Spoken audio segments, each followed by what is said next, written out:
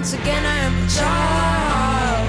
I let go of everything that I... What is the deal, beautiful people? My name is Ramon. This is Lifestyles Defined, and on this channel we talk about photography all day, every day.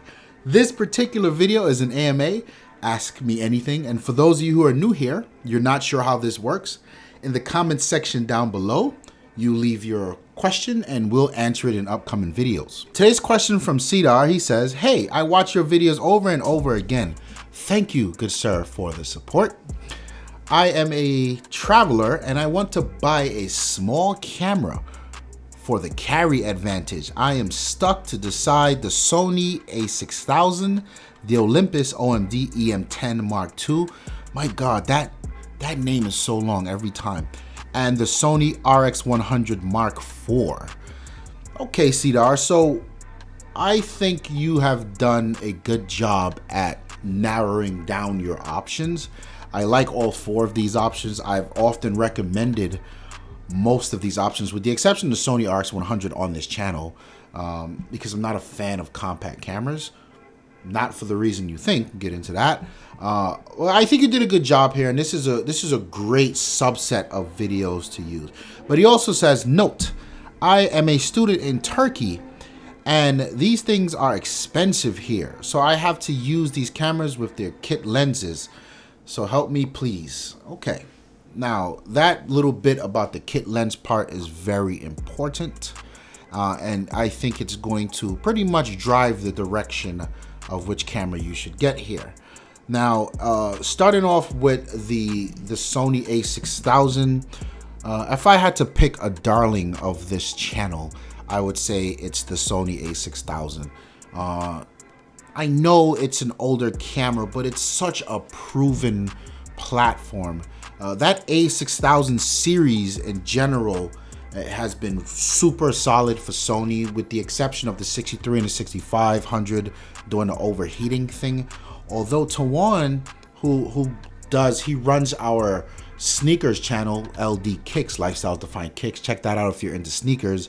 And he shoots video with the a6000, and he's been having this overheating problem with video, so I'd watch out for that. Just a tidbit, you didn't ask anything about video, but yes, there it is. But the Sony a6000, I think it's so solid.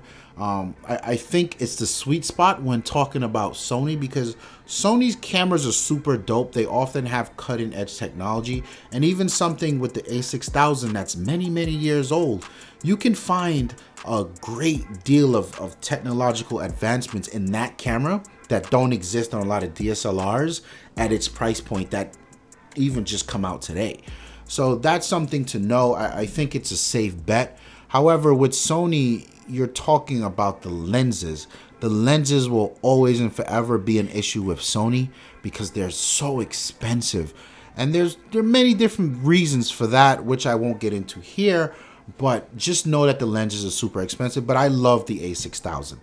Coming out to the Olympus OMD EM10 MKII, one of my favorite cameras. That camera was my street photography warrior for about 1.5 years. I still use it. I use it with 2 primes actually, the 12 and the 45. Love that camera. That camera can do no wrong. The only thing about it is because of Micro Four Thirds, you need to learn how to deal with noise, how to edit noise, how to avoid noise. But the camera itself is super dope. It has an amazing design. It's got all the specs you would need. And the lens options I think are a bit better than in the Sony world. So if, let's just say you would get the Sony and you're looking for a 50mm lens. The 50mm equivalent on the Olympus would probably be $100 to $200 cheaper on the Olympus side. And you could even argue that the Olympus lenses are a little more sharp than the Sony lenses. But whatever the case is, coming down to the Sony Rx100 IV, there's a lot about this camera that I love. And this camera, the EM10 MKII and the a6000, I think, comparable in terms of specs. But the Rx100 IV is just an amazing little piece of technology. Not only are you looking at that super compact size, it's got that 24 to 70 fixed Zeiss lens on the front, so that's dope. It's got a 20 megapixel a 20 megapixel sensor, and that's interesting for something that small. It's got OIS, and there are two other cameras, one other camera on this list that does not have OIS, and that's a Sony a6000.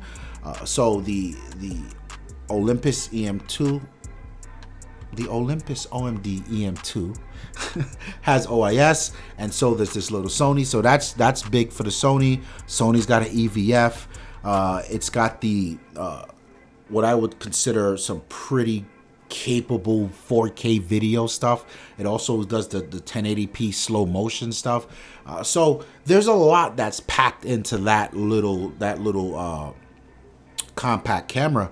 Now, when you say to me you're looking for something with a carry advantage, the a6000 and the EM10, although they're very small bodies, with the EM10 probably being a little smaller depending on the lens you have on there, I think they're kind of the same thing.